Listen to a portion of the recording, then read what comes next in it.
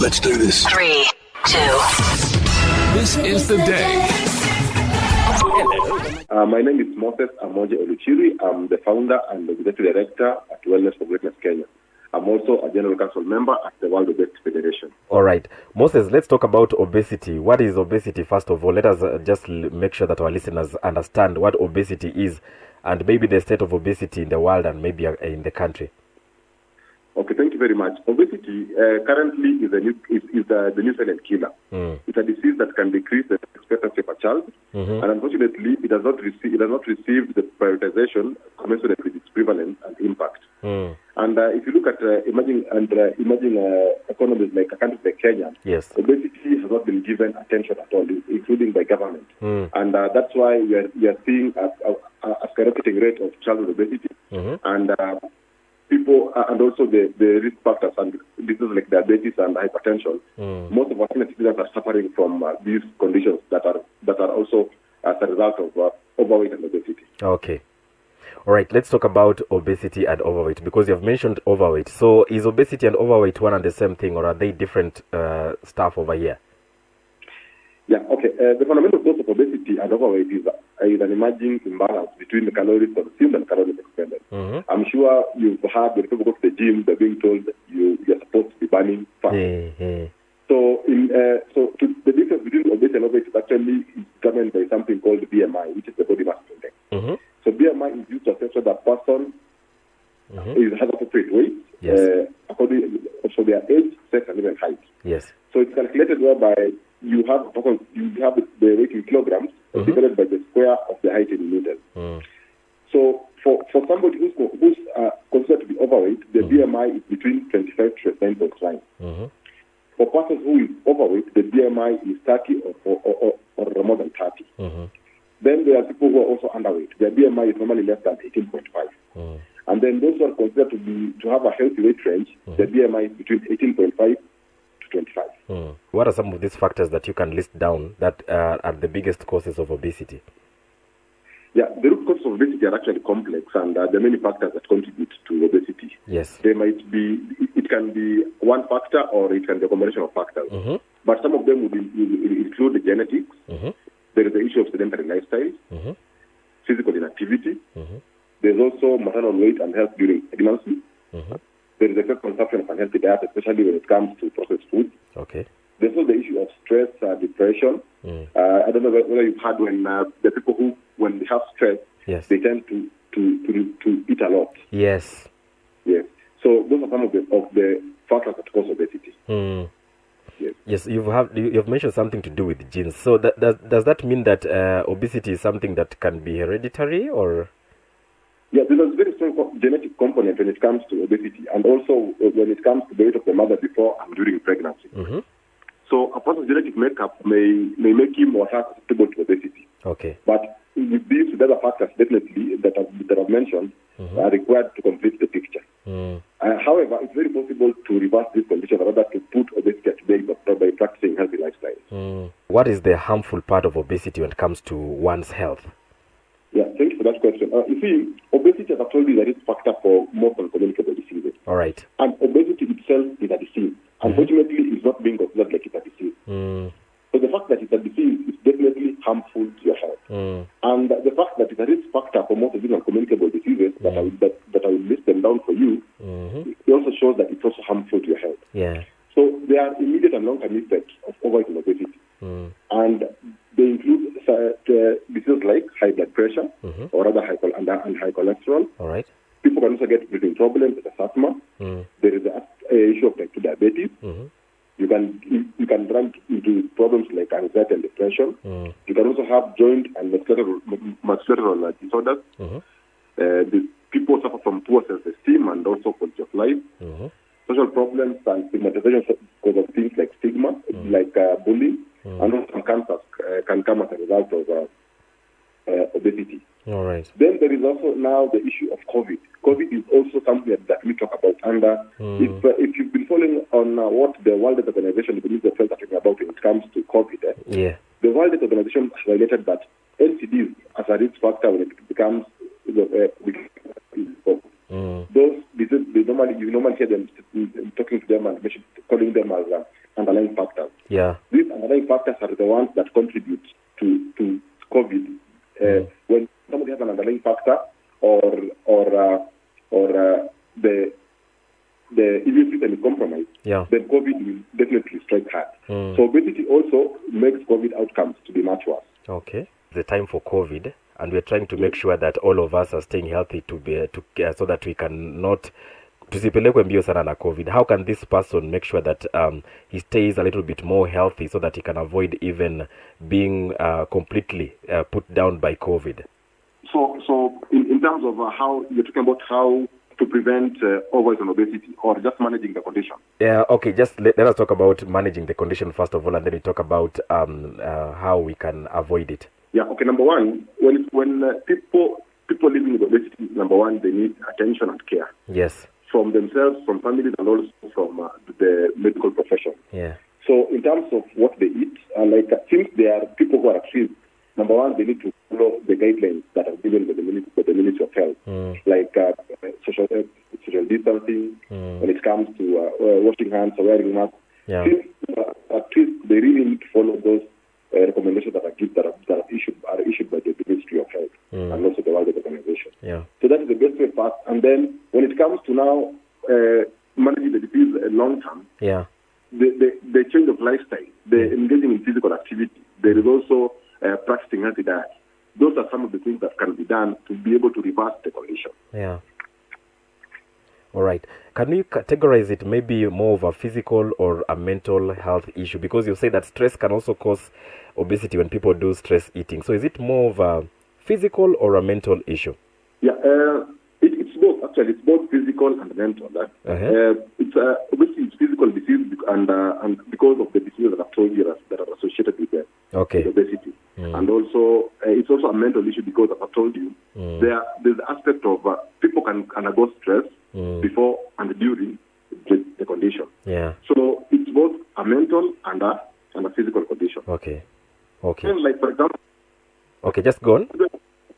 Living with obesity have a lower life prone to be bullied by schoolmates and can lead to lower class participation and reduce educational performance while in school. So this can as well be applied to even grown-ups. You'll find there are grown-ups who are living with obesity and are even embarrassed maybe to go out to work, to even go to the gym and work out. Is there stigmatization when it comes to the society, to the people who are undergoing the aspect of obesity? Yes. Actually, that's one thing that's affecting most countries, especially African countries, and I would say a country like Kenya. Yes. You see, in many countries, people living with obesity are mistakenly seen as being to blame for what is actually a disease and a response of food environment with the new healthy option. In the sense that if somebody is living with obesity, people will tend to blame them and say they are the way they are because that's how they wanted it to be, and it's because they are practicing a healthy lifestyle. So this is actually one form of stigmatization. And this definitely can and should be corrected. And we can correct this by starting to ensure that the healthcare professionals and the Kenyan population understand obesity as a disease rather than a sign of personal weakness. Then with this, people with obesity will be able to get help, either medical or nutritional, before they get very sick. Because if we are saying that obesity is the risk factor for non-communicable diseases, let's say like even type 2 diabetes, it's important for this condition to be managed before it gets to type 2 diabetes. Yes. All right. Now let's talk. You have talked about the correcting the stigmatization, which you have done a very good job about it. Just to add on the stigmatization bit, kindly, allow me to add on something that's also very traumatizing. Okay. See, it's actually very important for people to understand what overweight and obesity is. And that there are sensitive issues, either for children, families, and should be addressed with compassion and understanding. And there is something called using people-first language. I don't know if you understand that concept, but since obesity is a disease, it's very important for us to refer to people living with obesity using the people-first language. I don't think you've had, for example, I'll give an example of people living with cancer. Somebody referring to that person as like, person A is cancerous. No. So it is not favorable to refer to people living with obesity like person A is obese. So some of these terms and some of these words are the ones that contribute to stigmatization. Okay. All right. Yes. When we started this conversation, you mentioned something to do with child obesity. So I want you just to talk about it kidogo to scare. What is it all about? Okay. You see, child obesity is actually one of the areas that we need to focus on and concentrate when it comes to fighting obesity. Okay. Because a child living with obesity is very likely to become obese even in future if you don't do something now. And if you look at obesity rates, it has increased actually from the 1970s to date. Yes. And there's a research that was done where the researchers examined boys living with obesity in 1975, yes, and girls living with obesity in 1975, and those that are living with obesity in 2016. The research was done in Kenya, South Africa, and Nigeria. So I'll just focus on Kenya. All right. Boys living with obesity in 1975 in Kenya were 0.3%. In 2016, boys living with obesity were 6.5%. Oh, wow. If you look at girls living with obesity in Kenya, in 1975, they were 1.5%. In 2016, we were at 16.2% of girls living with obesity. And we are currently in 2021. Yeah. And we don't have data that has been research that has been done to make sure that to even determine probably where we are now. And that's why we need more research to be done to understand where we are in terms of people living with obesity. So childhood obesity is actually an urgent global public health concern. Right. And it has implications both in physical and emotional well-being of the children, and a risk factor for health later in life. And one of the reasons that many parts of Africa are witnessing skyrocketing childhood obesity rates is that one contributing factor is the African culture, where obesity is perceived as a sign of power, which makes obesity seem very harmless. True. So when people are living with obesity, and most of these people are wealthy, then children will try and associate obesity with power, and then consider that this is something that is very harmless. So there is no problem in living with obesity. So there are many factors that have contributed to childhood obesity and the current situation. And as I've mentioned, the ones that are actually affecting the children and are contributing to childhood obesity include sedentary lifestyles. When it comes to even TV time, the children nowadays will choose to spend time on TV, play video games, look at technology. And then there is also the aspect of space invasion by real estate agents, taking away kids' play areas, both in homes and in schools. So childhood obesity rates will continue to rise if nothing is done to tackle these obesogenic factors. Yeah. And whatever you've touched, actually, it's very true, because these days, ukitembea kwa mtaa, there's nowhere where children can even play. Yes.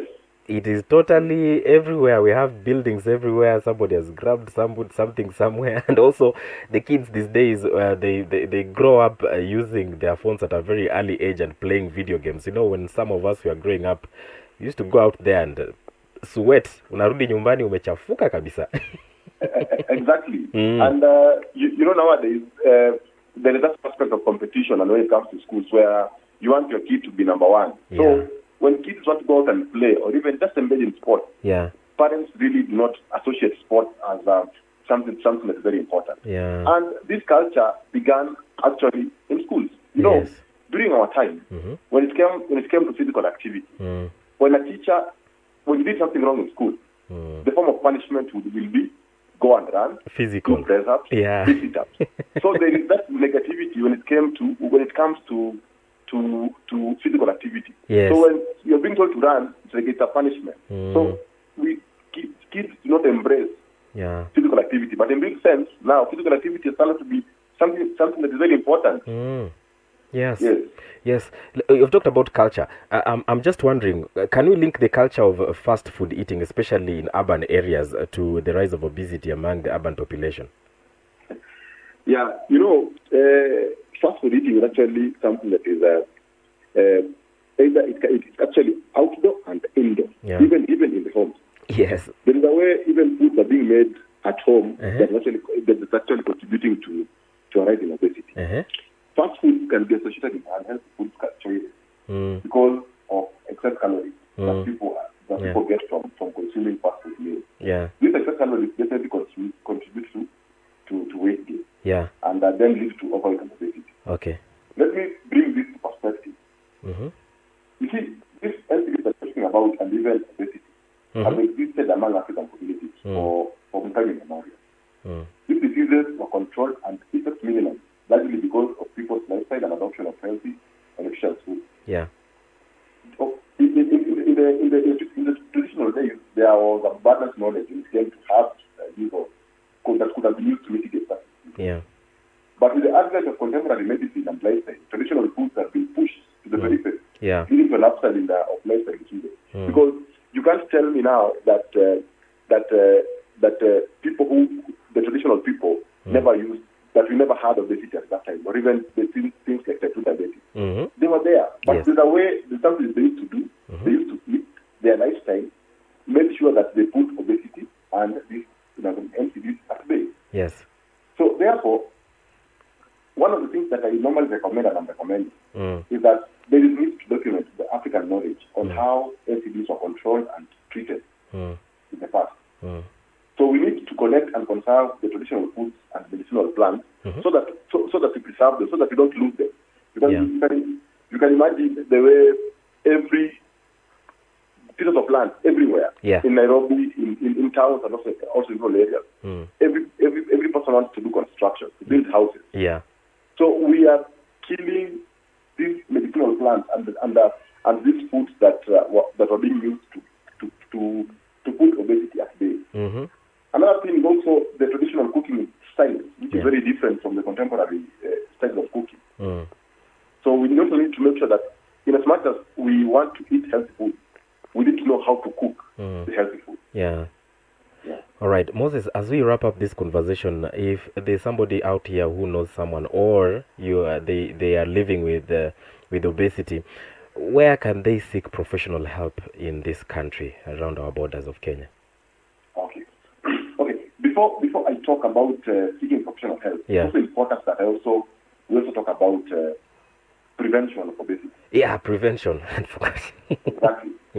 Actually, it's actually prevention and management of obesity. Yeah, managing. Yeah. Yeah. So you see, doctors and researchers have called for better nutrition at home and at school, and encouraging people to participate in physical activity, so that to prevent a generation from becoming adults at a better risk of diabetes and these health conditions. The World Health Organization recommends 60 minutes of physical activity daily. I wonder how many people engage in physical activity. 60 minutes of physical activity. If you look at the competency-based curriculum, it has actually put PE as a compulsory subject and it's on a daily basis, because they have seen and understood the importance of physical activity. Yeah. So for us to be able to prevent obesity now, it's very important to start from a tender age with children, and to ensure that they have access to healthy diet, they have access to safe places of physical activity, and they can get education and skills of preparing healthy food. All right. One of the things that is actually that also needs to talk about and address is that while parents and caregivers are largely responsible for the foundation of lifelong health in children, schools also have a unique opportunity to tackle obesity in childhood. Yeah. The reason why I'm focusing on schools is that schools can instill lifelong concepts in all children and can help learners understand the benefits of health. Yeah. At the same time, schools will provide an ideal setting for promoting education. Yeah. They remain an important setting, offering efficient and effective way to reach many children, and through them, families and communities. Yeah. You know, if I talk to your kid today in school, definitely I'm 100% sure that information will come to your family. True. You will be able to talk. The kid will be able to talk to you as the father or as the mother. Yes. If we tell the children in schools that when you need to make sure that even having sugar, it should be moderate.